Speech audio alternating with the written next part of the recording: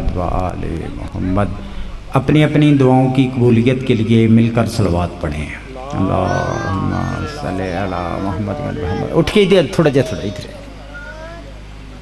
تھوڑا اٹھ کے ادھر آ جاؤ۔ اے تسی جڑے پیچھے بیٹھے جے تھوڑا تسی بھی تکلیف کرو، اتنے آ جاؤ۔ نعرہ تکبیر، نعرہ تکبیر، نعرہ رسالت، نعرہ حیدری، حیدری، باواز بلند صلوات۔ صلی علی محمد و آل محمد۔ اعوذ باللہ من الشیطان الرجیم، بسم اللہ الرحمن الرحیم۔ الحمدللہ رب العالمین وتحیۃ والاکرام علی اشرف الانبیاء والمرسلین سیدنا و نبینا و شفیعنا بالقاسم محمد۔ اللہم صلی علی محمد و آل محمد۔ والصلاۃ والسلام علی آلہ الطیبین الطاہرین المعصومین۔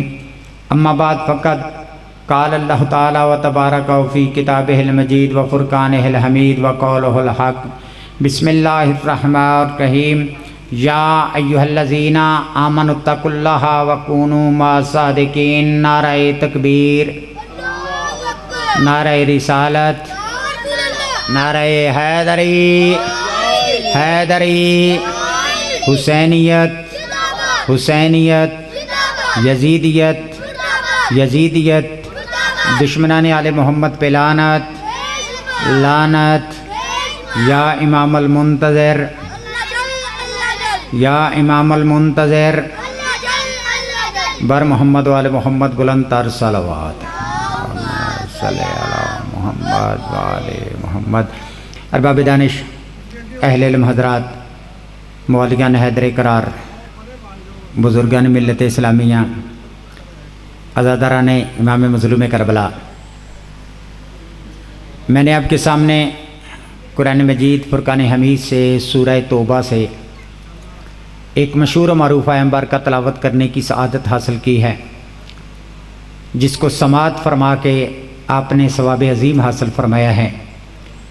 خالق کائنات ارشاد فرما رہے کہ یا ایھا الذین آمنو، اے ایمان والو، اتقوا اللہ، تقوی اختیار کرو، وکونوا مع الصادقین، پھر ہو جاؤ ساتھ سچوں کے۔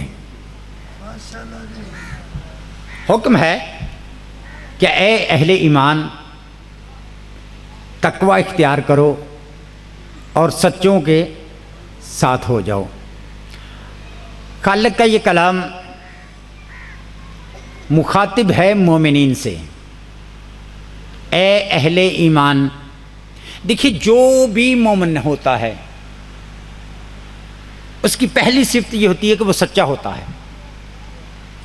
جو جھوٹا ہے وہ مومن ہو ہی نہیں سکتا ہے، کیونکہ معصوم کی فرمان کے مطابق جو جھوٹ بولتا ہے، جو خیانت کرتا ہے، جو وعدہ خلافی کرتا ہے، وہ مومن نہیں بلکہ منافق ہوتا ہے۔ تو سچا جو ہوتا ہے وہ مومن ہوتا ہے۔ کیا عجب شان ہے اس آیت کی کہ دوسرے لفظوں میں ترجمہ یہ کروں، اے ایمان کی سچائی والو، تم تقوی اختیار کرو اور پھر سچوں کے ساتھ ہو جاؤ۔ اللہ سچوں کو کہہ رہا ہے کہ تم سچوں کے۔ اللہ جانے وہ سچے کس معیار پہ ہیں کہ جن کا ساتھ دینے کے لیے اللہ پہلے ایمان کی شرط لگاتا ہے، پھر تقوی کی شرط لگاتا ہے، اور ایمان والا ہوتا ہی وہ ہے جو علی والا ہو۔ کیونکہ معصوم سے پوچھا گیا نا، پاک پیغمبر سے بھی اس وقت، جب یہ چلے بات کروں کہ جب یہ آیا مبارکہ نازل ہوئی تھی، نہ میں تھا نہ آپ تھے، ہم قرآن پہ عمل کر رہے ہیں تاویل کے اعتبار سے، اور جو تنزیل کے اعتبار سے قرآن کے مخاطب تھے، عرف عام میں، مخصوص زبان میں اسے کہا جاتا تھا صحابی۔ جب یہ آیت مخاطب تھی، جب اللہ کے نبی یہ آیت پڑھ رہے تھے، سامنے جیسے آپ میرے بیٹھے ہوئے ہیں، ایسے نبی کے سامنے صحابہ بیٹھے ہوئے تھے، اب پھر ترجمہ سنیے گا، اللہ کہہ رہا ہے، اس وقت اللہ کہہ رہا تھا اے میرے نبی کے صحابیوں، اے میرے نبی کے جانشینوں، اے میرے نبی کی صحبت میں بیٹھنے والوں، اے میرے نبی کی زیارت کرنے والوں، اے میرے نبی کے کندھے سے کندھا ملا کے چلنے والوں، نہیں آپ بات تھوڑی سی کریے، اے میرے نبی کے کندھے سے کندھا ملا کے چلنے والوں۔ پھر اتنا فرق رکھیے گا، صحابی کسی بھی درجے پہ پہنچ جائے، کتنا بھی اعلیٰ مقام پہ چلا جائے، صحابی نبی کے ساتھ چل سکتا ہے، کندھے سے کندھا ملا کے چل سکتا ہے۔ پھر اتنا فرق رکھیے گا، کندھے سے کندھے ملا کے چلنے والا اور ہوتا ہے، نبی کے کندھے پہ سوار ہونے والا اور ہوتا ہے۔ حیدری اس وقت اللہ نبی کے صحابہ سے مخاطب ہو کے کہہ رہا تھا اے نبی کے صحابیوں، تم تقوی اختیار کرو، پھر سچوں کے ساتھ ہو جاؤ۔ نبی کے صحابیوں، تم تقوی اختیار کرو اور پھر سچوں کے ساتھ ہو جاؤ۔ اب اس کا مطلب ہے کہ جن کو حکم ہو رہا ہے ساتھ دینے کا وہ اور ہے، جن کا ساتھ دینا ہے وہ اور ہیں۔ یعنی کہ یوں کہوں کہ نبی کے صحابہ سچے ہیں لیکن ہیں اور، جن سچوں کا ساتھ دینا ہے وہ اور ہے۔ توجہ حضور تھوڑا سا بس توجہ چاہیے، مجھے آپ کی دعائیں چاہیے۔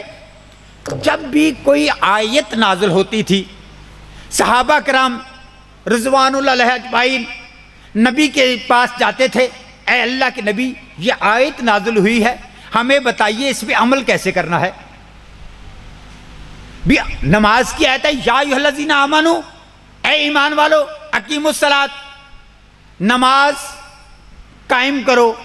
صحابہ چلتے ہوئے گئے، یا رسول اللہ یہ بتائیے نماز کیسے پڑھنی ہے، کب پڑھنی ہے، کس نماز کی کتنی رکعتیں پڑھنی ہے۔ توجہ ہے نا، صحابہ کرام جا کے پوچھتے تھے کہ یہ آیت آ گئی ہے نماز کی، اے اللہ کے حبیب آپ بتائیے نماز ظہر کی کتنی پڑھنی ہے، عصر کی کتنی رکعت پڑھنی ہے، فجر کی کتنی پڑھنی ہے، پہلی رکعت میں کیا پڑھنا ہے، دوسری رکعت میں کیا پڑھنا ہے، تیسری رکعت میں کیا پڑھنا ہے، بھی پوچھتے تھے نا صحابہ۔ بھی حج کی آیت آئی، صحابہ نے پوچھا آقا بتائیے حج کیسے کرنا ہے، میدان مینا میں کیا کرنا ہے، عرفات میں کیا کرنا ہے، کن پہاڑیوں کے درمیان میں دوڑنا ہے، کن پتھروں کو چومنا ہے، کن پتھروں کو پتھر مارنے ہیں۔ بھی نبی کے صحابہ جاتے تھے، جا کے پوچھتے تھے۔ زکوٰۃ کا حکم آیا، نبی کے صحابہ گئے، اے اللہ کے نبی زکوٰۃ کا حکم آ گیا ہے، آپ فرمائیے کہ زکوٰۃ کتنی دینی ہے، کس مال پہ دینی ہے، کب دینی ہے، کس کو دینی ہے۔ توجہ، درود کی آیت آئی، ان اللہ و ملائکتہ یصلون علی النبی یا ایھا الذین آمنوا صلوا علیہ وسلموا تسلیما۔ اے میں آمن ایمان والو، اللہ بھی درود پڑھتا ہے، ملائکہ بھی درود پڑھتے ہیں، اے ایمان والو تم بھی درود پڑھو۔ صحابہ کرام گئے ہوں گے، اے اللہ کے نبی ہمیں بتائیے درود کیسے پڑھنا ہے، کن پہ پڑھنا ہے، کیسے پڑھنا ہے، کن پہ پڑھنا ہے۔ توجہ، نبی کے صحابہ گئے، اے اللہ کے نبی ہمیں بتائیے درود کن پہ پڑھنا ہے، کیسے پڑھنا ہے۔ اتنا تو سمجھ آ جانی چاہیے نا، جو پوچھ کے پڑھ رہے تھے درود ان پہ نہیں تھا۔ صحابہ پوچھ رہے تھے ہم نے درود پڑھنا ہے، کس پہ پڑھنا ہے، صحابہ کو بتایا گیا۔ اب یہ آیت جب نازل ہوئی، یا ایھا الذین آمنوا اتقوا اللہ وکونوا مع الصادقین، اے اہل ایمان تم تقوی اختیار کرو اور سچوں کے ساتھ ہو جاؤ۔ تو پھر بھی صحابہ کرام گئے ہوں، اے اللہ کے نبی وہ بتائیے وہ سچے کون ہیں، وہ سچے کون ہیں جن کا ہم نے ساتھ دینا ہے، وہ سچے کون ہیں جن کا ہم نے ساتھ دینا ہے۔ اللہ کے نبی نے کہا میدان سچنے دو، نماز کا حکم آیا ہے مسجد میں بتایا ہے، زکوٰۃ کا حکم آیا ہے مسجد میں بتایا ہے، حج کا حکم آیا ہے مسجد کے ممبر سے بتایا ہے، لیکن یہ مسجد کا ممبر نہیں، سچوں کا تعارف کراؤں گا تو میدان میں کراؤں گا. دو ہی تو میدان سجے ہیں، یا علی کی ولایت کے لیے غدیر میدان بنا ہے یا سچوں کے لیے مبہلا میدان بنا ہے. تو علی کی ولایت کا اعلان بھی میدان میں، بطول کی صداقت کا اعلان بھی میدان میں. سچوں کا تعارف کرانا تھا نا، کہاں میدان سجنے دیجئے. نبی کو بھی انتظار کہ سچوں کا تعارف کرانا ہے، نبی کے صحابہ کو بھی انتظار ہم نے ساتھ دینا ہے، پتہ چلے کہ کون سچے ہیں. میدان سجنے دو. اب میدان سج گیا. قوم نصارہ تھی 3 دن تک اللہ کے نبی سے بحث کرتی رہی، کہتی رہی کہ عیسیٰ اللہ کا بیٹا ہے، اللہ کا بیٹا ہے، عیسیٰ اللہ کا بیٹا ہے.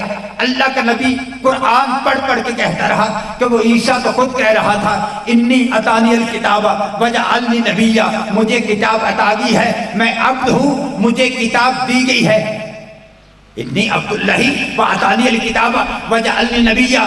اور نبی نے کہا لو کان للرحمن ولد فانا اول العابدین، اگر رحمان کے لیے کوئی بیٹا ہوتا تو سب سے پہلا عبد میں تھا. اللہ کا نبی 3 دن تک قرآن پڑھ کے قوم نصارہ کو بتاتا رہا کہ عیسیٰ اللہ کا بیٹا نہیں، اللہ کا فرزند نہیں، اللہ کا فرزند نہیں. ایک عیسیٰ کے ماننے والے ایک عیسیٰ کو فرزند کہہ رہے تھے، ایک عیسیٰ کو اللہ کا فرزند کہہ رہے تھے. اللہ کو گوارا نہیں تھا، لیکن اللہ جانے تم روز سنتے ہو کہ حج پر لاکھوں فرزندان توحید جمع ہو گئے، رائے ونڈ میں لاکھوں فرزندان توحید جمع ہو گئے. اے اللہ کے بدلو کچھ خیال کرو. اللہ کو جو ایک فرزند کہتا تھا اللہ کو وہ گوارا نہیں تھا، تم لاکھوں فرزندان توحید بنا رہے ہو نا.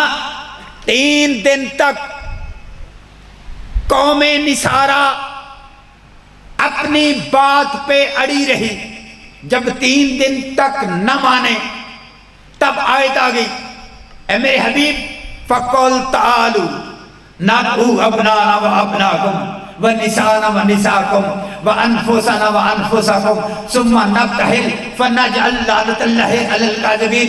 میرا حبیب یہ نہیں مان رہے نا، ان سے کہہ دیجئے تم اپنے بیٹوں کو لاؤ، ہم اپنے بیٹوں کو لاتے ہیں. تم اپنی نساء کو لاؤ، ہم اپنی نساء کو لاتے ہیں. تم اپنے جیسا لاؤ، میں اپنے جیسا لاتا ہوں. کرنا کیا ہے؟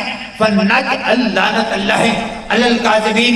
مل کے جھوٹوں پہ لعنت کرنی ہے، مل کے جھوٹوں پہ لعنت کرنی ہے. اب جھوٹوں پہ لعنت وہ کرے گا جو خود سچا ہوگا. اب جانا تھا سچوں نے پھرے مدینہ میں. نبی کے صحابہ بھی تھے، نبی کی ازواج بھی تھی، نبی کے گھر والے بھی تھے. اب دیکھیے جتنے بھی صحابہ کرام تھے سب کے سب سچے تھے. میں نبی کے صحابہ کی بات کر رہا ہوں، تم چپ رہو. میں تب بھی یہی کہوں گا کہ نبی کے صحابہ سچے تھے. بھی نبی کے صحابہ کی بات کر رہا ہوں، تم پریشان کیوں ہو گئے ہو؟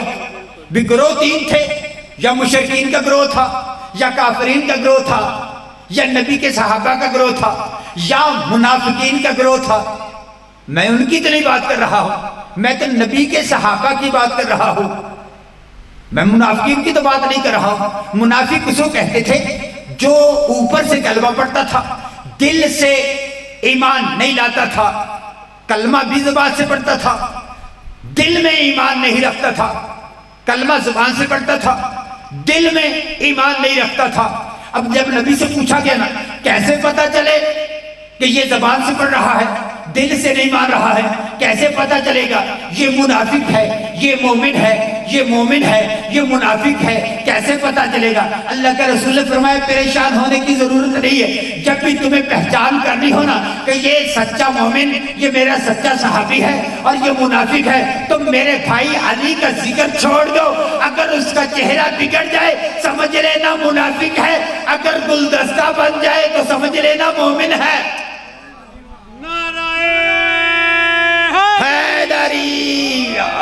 تو میں تو نبی کے ان سچوں صحابیوں کی بات کر رہا ہوں جن کا چہرہ علی کو دیکھ کے گلدستہ بن جاتا تھا،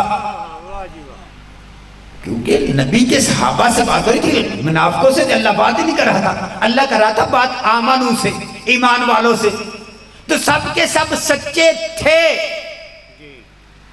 نبی کے اور نبی کا یہ فرمان ہے ایک صحابی کے بارے میں کہ اللہ نے،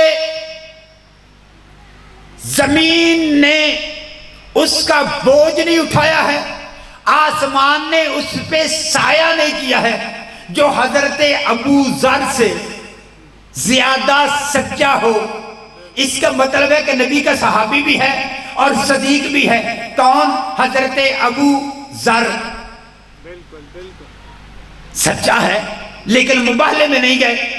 بھی نبی کے صحابہ سچے تھے لیکن معیار صداقت الہیہ پہ نہیں تھے، جو اس صداقت پہ نہیں تھے جو توحید کے گواہ بن سکے۔ اللہ کو ایسے صدیق تو بڑے تھے لیکن اللہ کو ایسے صدیق چاہیے تھے کہ جو اگر کہہ دیں، بچے چلتے ہوئے ہیں، اماں، صدیق دیکھ رہا، اماں صبح عید ہے، ہمارے کپڑے نہیں ہیں، واقعہ آپ کو سنا ہوا یاد ہے، اماں ہمارے پاس کپڑے نہیں ہیں۔ بی بی نے دیکھ کے کہا بیٹا آرام سے سو جاؤ، صبح درزی لے کے آئے گا۔ اب کسی چھوٹی سے چھوٹی روایت میں دیکھا دیجئے، کسی چھوٹی سی چھوٹی کتاب میں دکھا دیجئے کہ بی بی نے کسی درزی کو کپڑے دیے ہوں، کسی روایت میں نہیں کہ کپڑے دیے ہوں، لیکن چونکہ صدیقہ نے کہہ دیا تھا کہ صبح درزی لے کے آئے گا، تو خالق کی واضح جبرائیل جی رب جلیل عرش سے، جنت سے پوشاکیں اٹھا زمین پہ لے کے جا، جنت سے لباس اٹھا زمین پہ لے کے جا۔ میں نے کہا مالک کل کی بات ہے، تیرا پہلا خلیفہ تھا، تیرا پہلا نبی تھا، آدم تھا، اسے زمین پہ بھیجتے وقت کہا تھا آدم جنت کی چیز جنت میں رہے گی، جنت کی چیز ہے جنت میں رہے گی، لباس اتار کے جائیے، لباس اتار کے جائیے۔ آدم علیہ السلام کا لباس اتار کر جنت میں رکھا گیا تھا، حضرت آدم علیہ السلام کو برہنا اور یہاں حالت میں زمین میں بھیجا گیا تھا۔ میں نے کہا مالک آدم کے لباس یہ کہہ کر اتار لیے تھے کہ جنت کا لباس زمین پہ نہیں جا سکتا ہے، آج خود جبرائیل کو دے کے بھیج رہا ہے۔ کہا تجھے فرق ہی سمجھ میں نہیں آیا، آدم جنت کا مکین تھا، وارث نہیں تھا، جن کے کپڑے ہیں وہ جنت کے مالک ہیں، تو مالکوں کی مرضی چاہے جنت میں پہنے یا زمین پہ بگا کے پہن لے۔ حیدری نہیں کہا، میری صدیقہ نے کہا ہے۔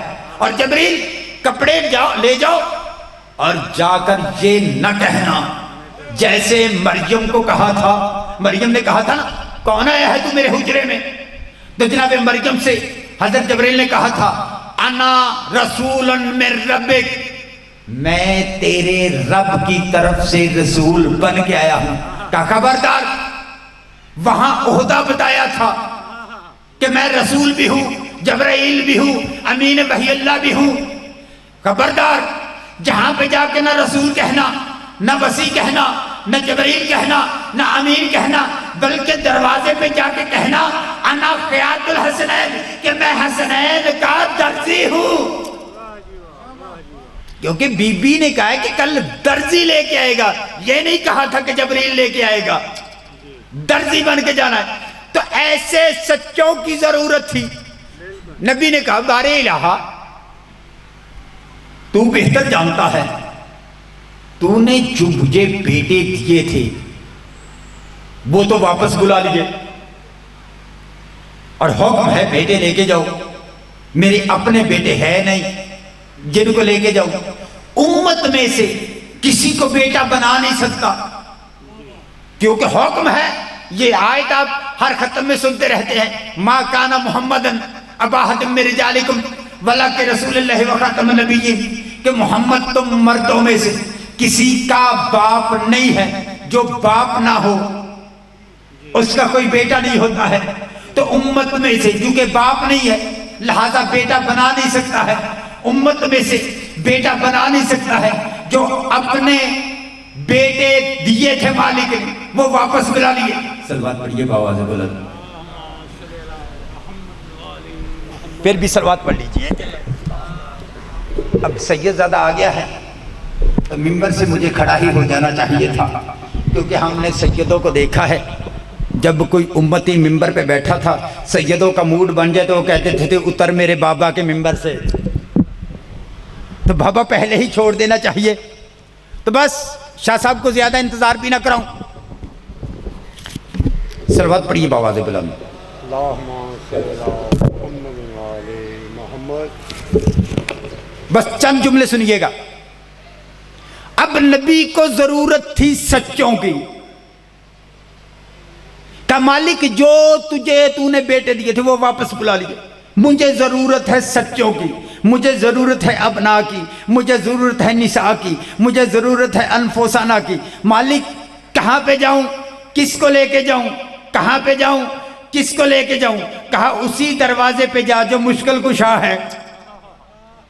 اب بھرے مدینہ میں نبی کو ضرورت تھی ایسے سچوں کی جو معیار الہی ہو، جو توحید کے گواہ بن سکے۔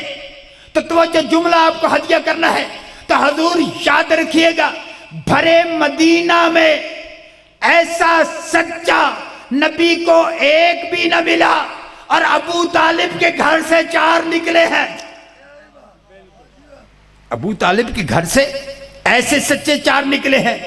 اب کہا مالک مجھے بیٹے چاہیے، کہا جاؤ علی کے دروازے پہ، جاؤ علی کے دروازے پہ، میرا مصطفیٰ چلتا ہوا ہے، یا علی مجھے بیٹے چاہیے، یا علی مجھے بیٹے چاہیے، یا علی مجھے بیٹے چاہیے، یا علی۔ توجہ، بڑا جملہ کہنا ہے، یا علی مجھے بیٹے چاہیے۔ اے اللہ کے رسول، نبی، آپ نبی بھی ہیں، حبیب بھی ہیں، نبی بھی ہیں، حبیب بھی ہیں، علی کے دروازے سے بیٹے مانگ رہے ہیں۔ کہا اسی لیے مانگ رہا ہوں کہ 14ویں صدی کا کوئی ملا کل کو بدعت نہ کہہ دے۔ میں یہی بتانا چاہتا ہوں کہ علی کے دروازے سے بیٹے مانگنا بدعت نہیں، میں مصطفیٰ کی سنت ہے۔ مجھے بیٹے چاہیے، کہا یہ لیجئے۔ نساء چاہیے، کہا بطول لے چلو۔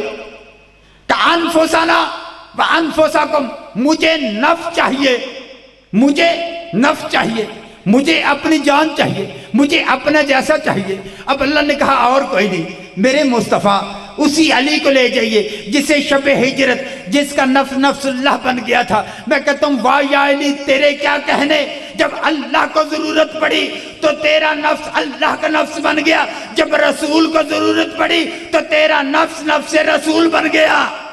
صلوات پڑھیے گا بآواز بلند۔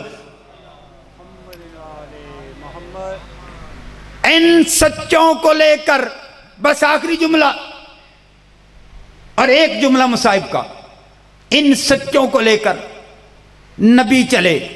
میں نے ہاتھ باندھے، میں نے کہا مالک اگر اللہ کا حبیب اکیلا لعنت کر دیتا جھوٹوں پہ، مالک تو قبول نہ کرتا؟ قبول کر لیتا۔ میں کہتا ہوں کہ چھوٹے سے چھوٹا اسی قافلے میں، 5 کے قافلے میں حسین تھا، اگر اکیلا چلا جاتا، جا کے حسین بادشاہ کے لئے لعنت کر دیتے، ان پہ لعنت برس جاتی۔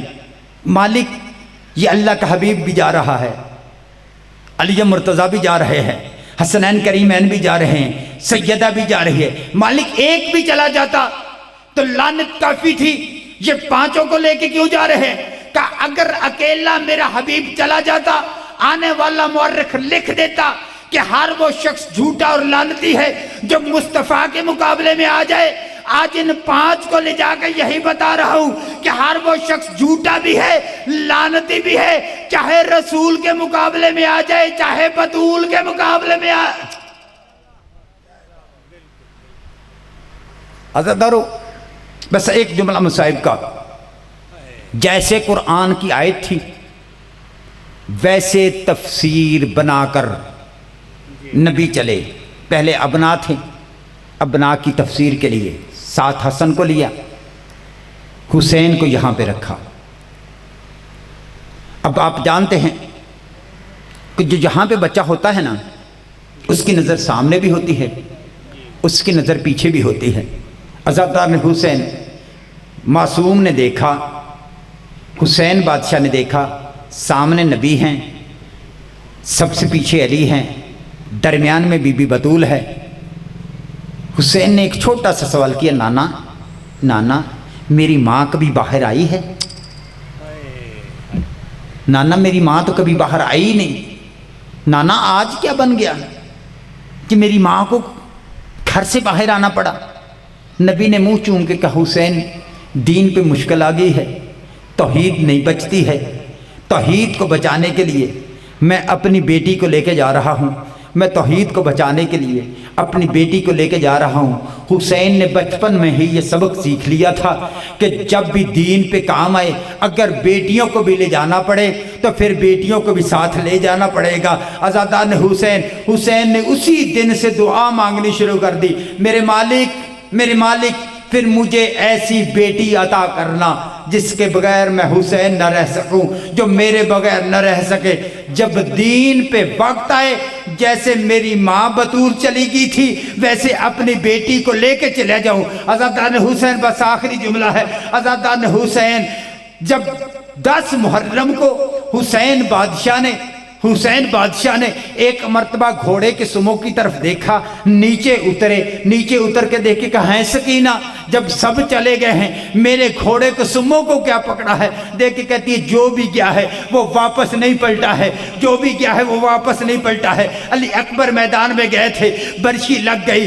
میرا قاسم بھیا میدان میں گئے تھے، لاشیں پامال ہو گئے. میرے چچا عباس میدان میں گئے تھے، اس کے بازو کٹ گئے. میرا بھیا اصغر 6 ماہ کا تھا، اسے تیر لگ گیا. بابا تو نہ جا، جو بھی میدان میں گیا ہے وہ واپس نہیں آیا ہے. حسین نے کہا، بیٹی میدان میں جانے دے، توحید پہ وقت آ گیا ہے. حسین نے توحید کو بچانے کے لیے روتی ہوئی سکینہ کو